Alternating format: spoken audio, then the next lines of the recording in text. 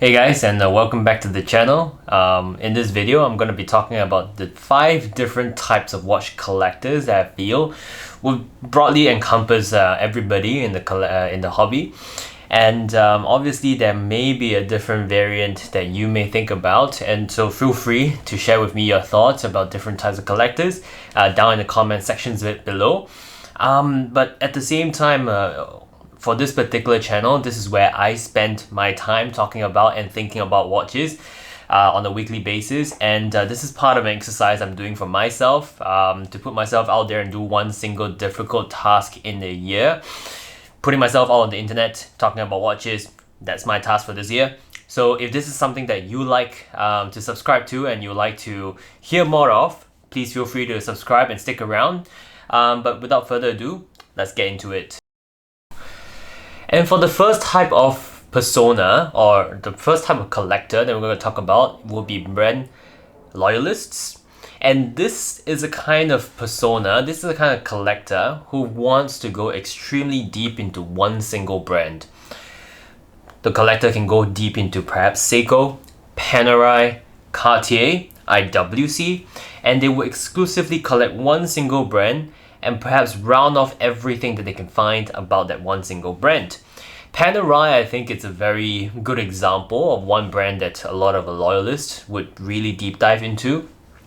The Panerai movement back in the early 2000s created a very massive movement, and diehard fans for this type of collector because of the rich heritage and also because of the very fact that the brand takes care of the fans as well. So these kind of engagement will only build more interaction and more loyalists further down the line. Another brand that is very famous to have an extremely tight following will be Seiko. And for the fact that Seiko is once again rich heritage, but at the same time Seiko also does limited releases for their rich heritage reissues, if you will. So this is where a lot of brands have their own loyalist base, and a lot of collectors can become a brand loyalist from there on. I find myself as a Seiko and Grand Seiko loyalist because of the exceptional movement that they have, exceptional heritage that they have, and also very unique design cues that they have for example, the 62 MAS and the Grand Seiko 44 GS cases. So that is something that a brand loyalist will look at, when choosing a brand of their own. Now the second one is gonna be the trend chaser, and these are the kind of collectors that they really want to get in the latest and the greatest.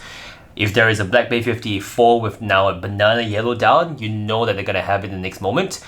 At the same time, if they are gonna be part of a watch community, you would know that they're gonna be be posting about the new watch the moment that it's going to be released, or at the very least as soon as they can get their hands on the latest watch. Now these kind of collectors, I feel that they will experience a lot of ebbs and flows to the collection because they will be having to sell whatever they've previously bought, whatever that was previously hyped. But at the same time, they will also experience impermanence, right, around their own collection itself. So obviously, to reach their own, if the next trend comes into play whereby gold watches would now be the trend, which I highly doubt so, you would be sure that whatever gold watch that's out there that's the most hyped, PRX or perhaps even Vacheron, you know that they're going to get hands on it, right?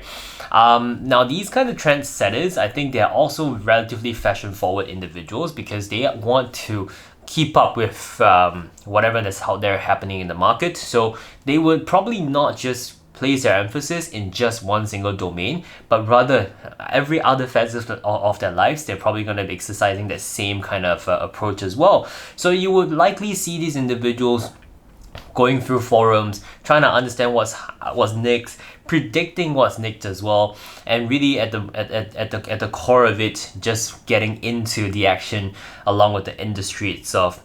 Probably rich people as well, if it kind of makes sense, all things considered.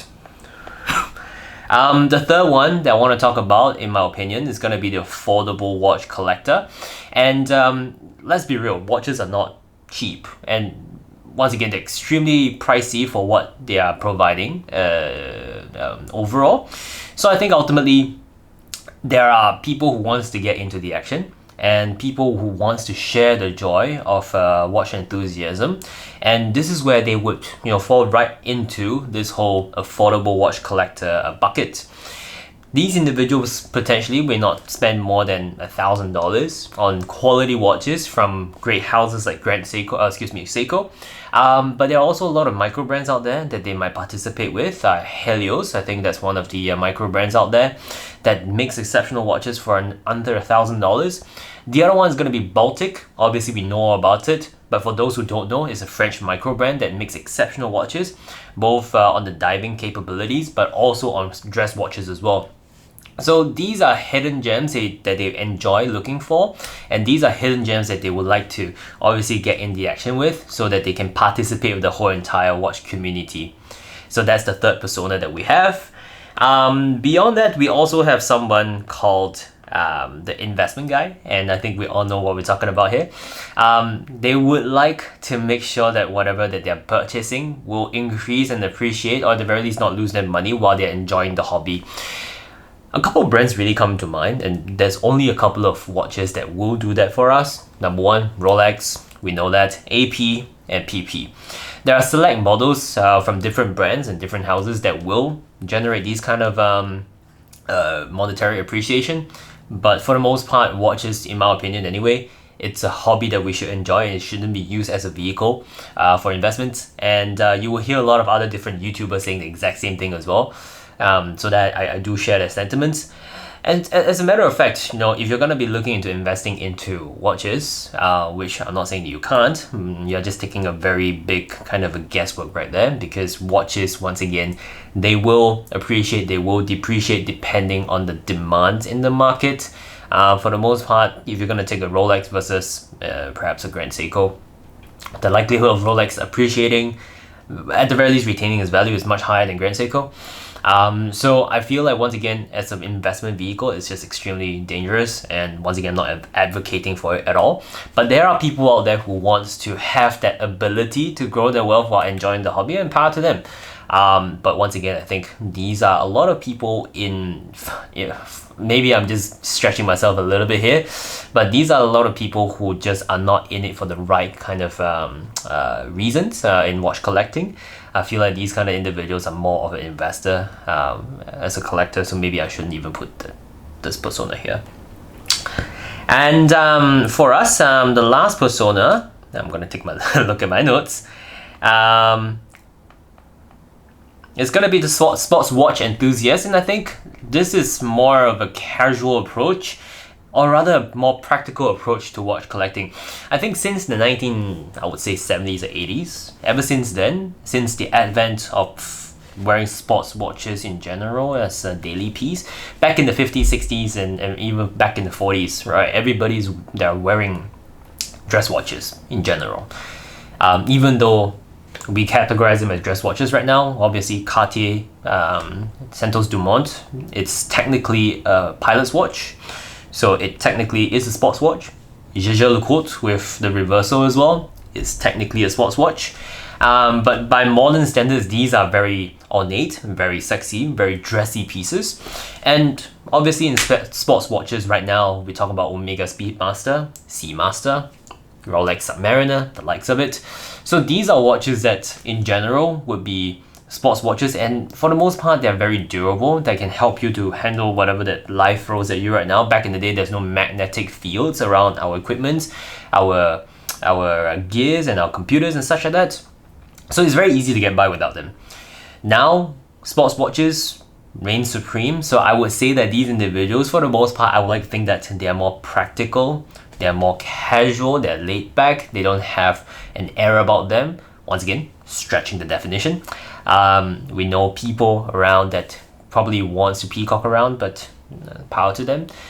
So that's another type of persona, a collector that I think is very prominent nowadays in the watch collecting scene. And yeah, I think those are 5 different types of collectors that I want to talk about today. Obviously, these are not all-encompassing, and as a matter of fact, you don't have to be exclusively one type of collector, but rather you can be a mix of a couple of collectors, archetypes, if you will. Yeah, but this is my video for today. This is my contribution to my channel today. If this is something you like and enjoy, please subscribe once again, and I will be seeing you guys very soon. Take care.